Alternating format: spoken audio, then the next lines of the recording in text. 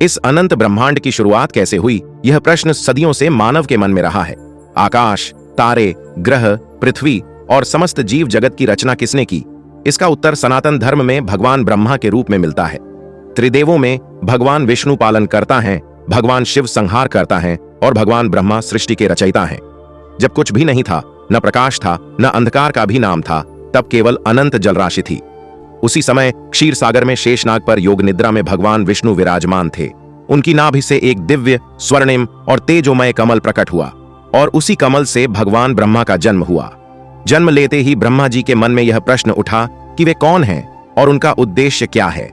उत्तर की खोज में उन्होंने वर्षों तक कठोर तपस्या की। उनकी तपस्या से प्रसन्न होकर उन्हें आकाशवाणी के माध्यम से सृष्टि की रचना का दिव्य ज्ञान प्राप्त हुआ। इसी कारण उन्हें अजयोनि कहा जाता है, अर्थात जो किसी माता के गर्भ से नहीं बल्कि कमल से उत्पन्न हुए।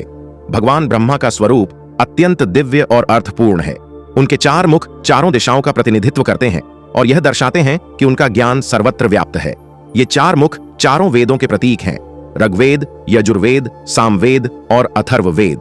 उनकी सफेद दाढ़ी उनके अनंत अनुभव, ज्ञान और प्राचीनता को दर्शाती है। इसी कारण उन्हें पितामह कहा जाता है।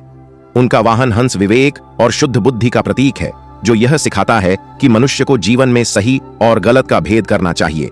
भगवान ब्रह्मा के चार हाथों में वेद, कमंडलू, जपमाला और श्रुवा होते हैं, जो क्रमशः ज्ञान, पवित्रता, समय और धर्म के प्रतीक हैं। ब्रह्मा जी ने संपूर्ण सृष्टि की रचना की।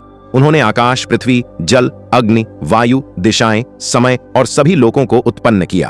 अपने मन से उन्होंने 10 मानस पुत्रों को जन्म दिया, जिन्हें प्रजापति कहा गया। इन्हीं से देवता, ऋषि, मानव, पशु और समस्त जीव जगत की उत्पत्ति हुई। नारद, दक्ष और भृगु जैसे महान ऋषि उन्हीं के मानस पुत्र थे। ब्रह्मा जी ने ही समय की गणना बनाई। कहा जाता है कि उनका एक दिन मनुष्यों के करोड़ों वर्षों के बराबर होता है। वे भाग्य के विधान करता है, इसलिए उन्हें विधाता भी कहा जाता है।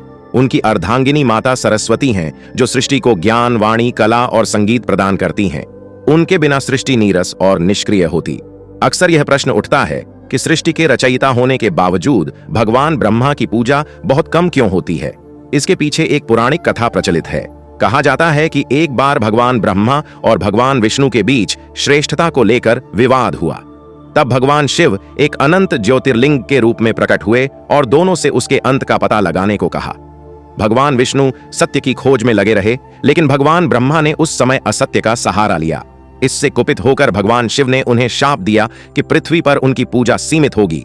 इसी कारण आज भगवान ब्रह्मा के मंदिर बहुत कम हैं।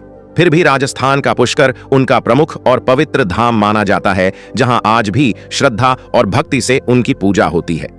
भगवान ब्रह्मा सृष्टि के आधार स्तंभ हैं। वे हमें यह सिखाते हैं कि निर्माण ही जीवन का मूल उद्देश्य है। जब तक ज्ञान, विवेक और सृजन की भावना जीवित है, तब तक सृष्टि भी सुरक्षित है। भले ही उनके मंदिर कम हों, पर हर नए विचार, हर नई रचना और हर नए जीवन में भगवान ब्रह्मा की उपस्थिति बनी रहती है। सृष्टि के उस परम पिता को हमारा बार बार प्रणाम। ओम वेदात्मनाय विद्महे हिरण्यगर्भाय धीमहि तन्नो ब्रह्मा प्रचोदयात्।